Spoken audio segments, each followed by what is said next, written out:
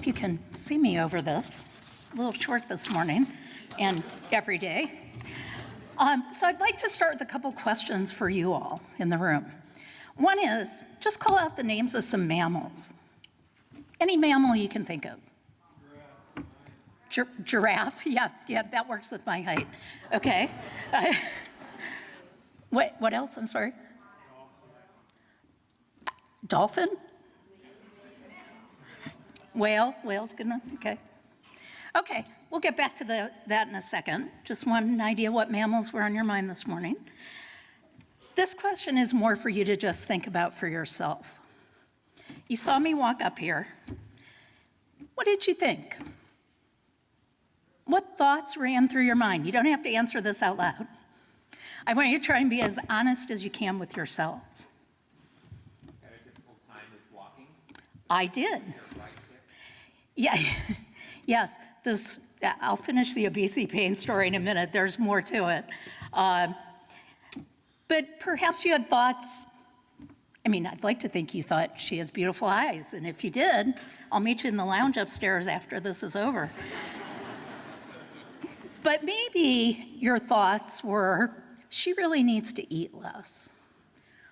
Or maybe she needs to go to the gym a lot. Or maybe this is a patient that doesn't have it together. She doesn't have the chance, she doesn't have willpower. She's not going to take responsibility for herself. Maybe she's lazy. Maybe that's what you were thinking. What if I told you I was a successful attorney who had won awards for her work? Or that I'd lost about 115 pounds, maybe 120, in the past couple years?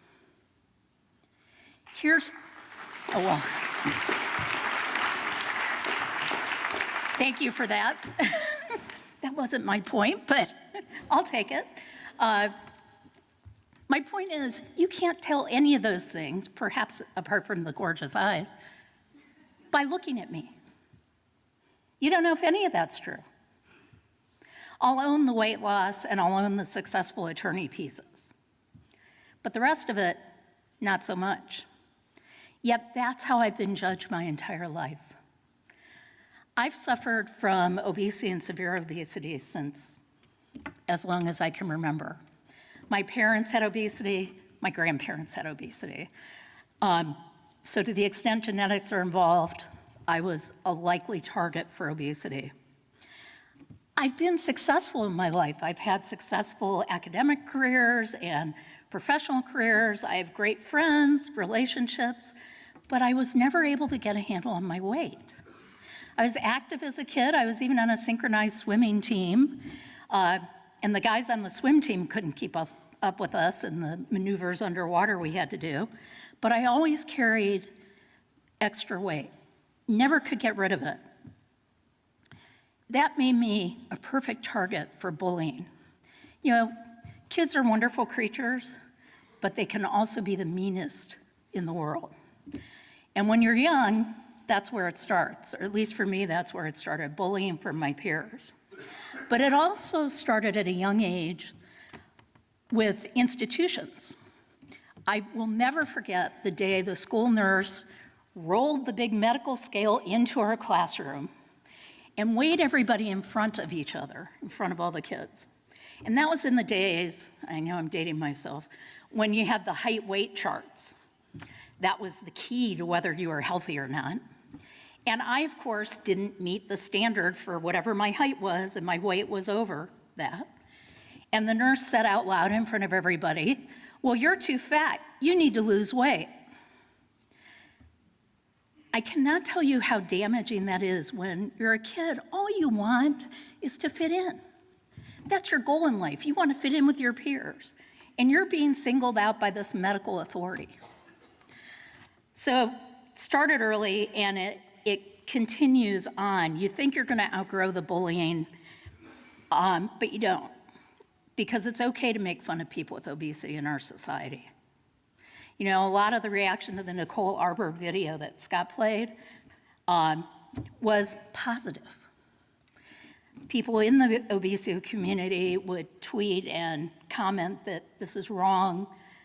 This is exactly what we're talking about with fat shaming. But a lot of people supported what she said, which is disappointing.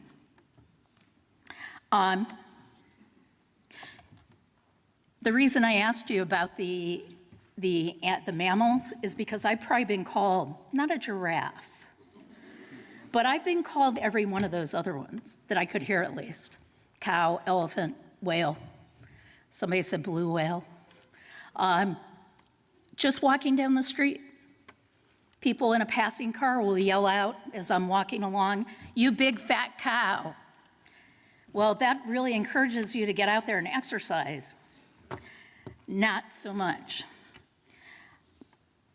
And then there's the media, which Scott has provided some excellent examples of.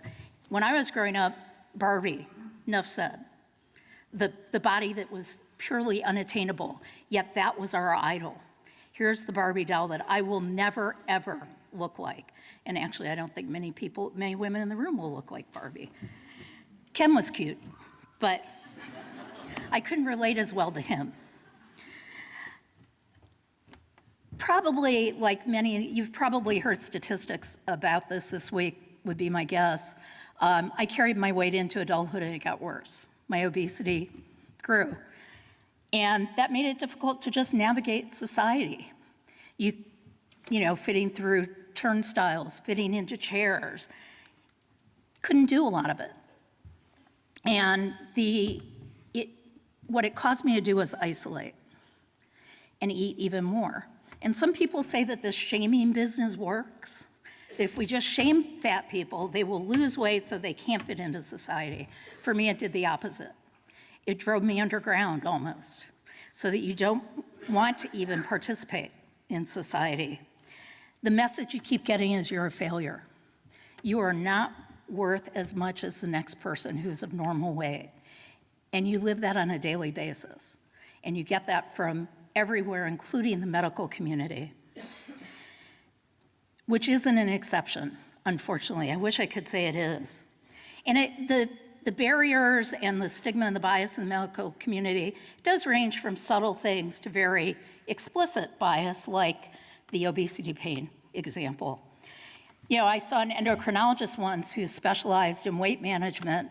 His wife had designed his office. It was beautiful, contemporary feel. Well, the chairs were about 5 inches off the ground. Not very conducive to patients that have weight issues. In fact, I was not the only one who stood in the waiting room for fear of not being able to get up out of the chair afterwards. Subtle comments from people who are treating you, like the nurse who says, "Oh, we don't have gowns your size. We don't have anything that's gonna fit you." Or at the orthopedist's office, "Please, these paper shorts will fit you. They're like a size 2, if you've ever seen those paper exam shorts they have in an orthopedist's office. I'm like, "No, these are not gonna fit me." "Well, there's nothing I can do to help you." Then there's more direct things. And again, I think that it's just not thinking. I was hospitalized once and they posted my weight up on the wall.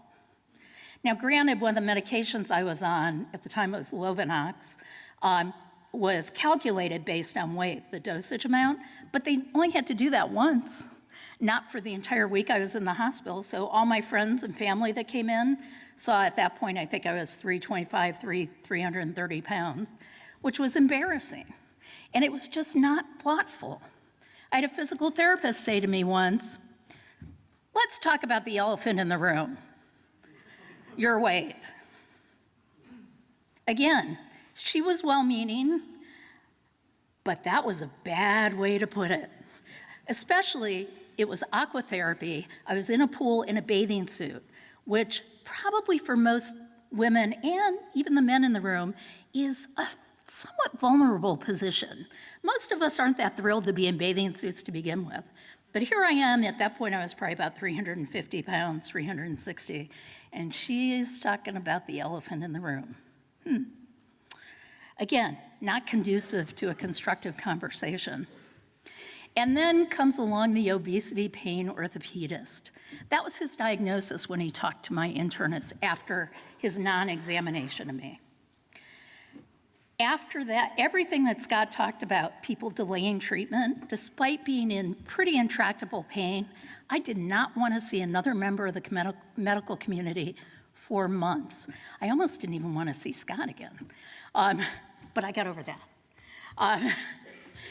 I was so angry at it and so upset and so ashamed over it all. Here I was working so hard and losing weight, and this medical professional didn't even bother to acknowledge it and instead berated me for not losing more. I did eventually find someone who took me seriously, and I was diagnosed with severe progressive scoliosis. I have a 60-degree curve in my back, in my spine. I delayed treatment on that for more than a year because I didn't want to go back to a doctor after that experience, and because it was so shameful and hurtful and unhelpful on top of it all. So why is all this important to you who practice in this field? I'm sure you hear various stories from your patients about stigma, bias that they've encountered. I think it's important that you need to know that whether they tell you or not, your patients with obesity, particularly severe obesity, are facing this on a daily basis. They are facing discrimination, they're facing media, they're facing their friends and family who think that if they just ate less and exercised more, they would lose the weight, that it's that simple. You also need to know that, at least for me, and I think for a lot of people with severe obesity, that shame and that pain runs incredibly deep. It's very hard to talk about. And your patients are going to be reluctant to talk about it. And for all the stories I've shared with Scott, there are more that I'm still not ready to share after 2.5 years. It is a deep-seated pain. One of my friends described it as she feels rotten to the core because of it, because of the shame over her weight. She's a very successful person in career and family, and yet at her core, she says she feels rotten because she hasn't been able to manage her weight.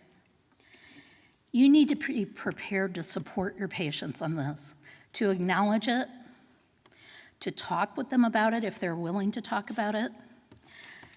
When I had the obesity pain problem, it was the first time in 50 years, and I emailed Scott about the experience with this orthopedist.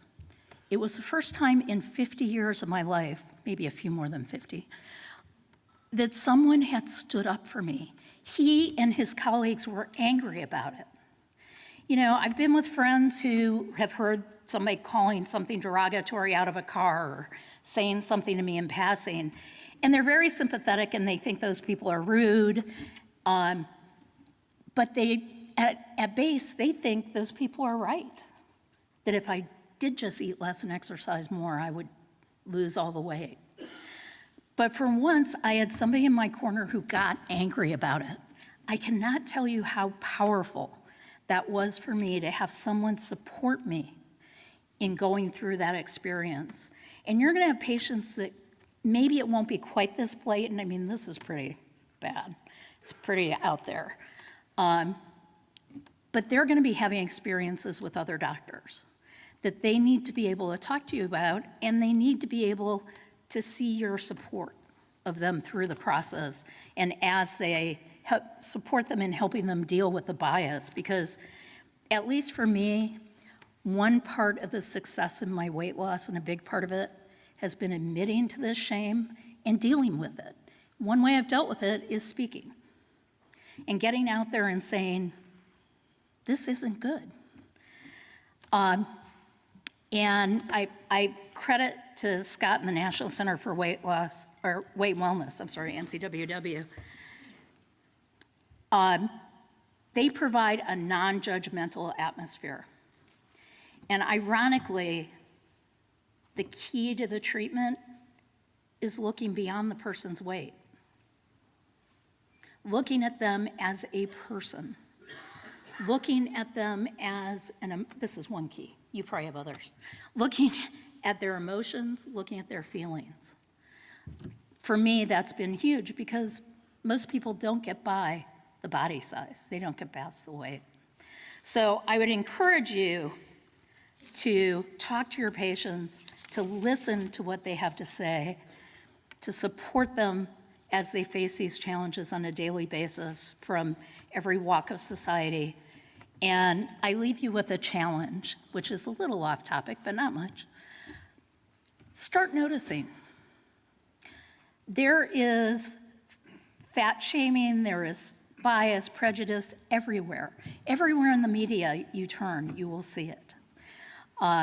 Scott's going to give you some more examples, but start noticing it yourself. And if you have the opportunity, speak out against it. Because you in this room who practice in this field can provide valuable information to people that don't know what they're talking about, frankly. That obesity is much more complex than just going to the gym and eating organic. So thank you very much. It's been a pleasure being here. Thank you.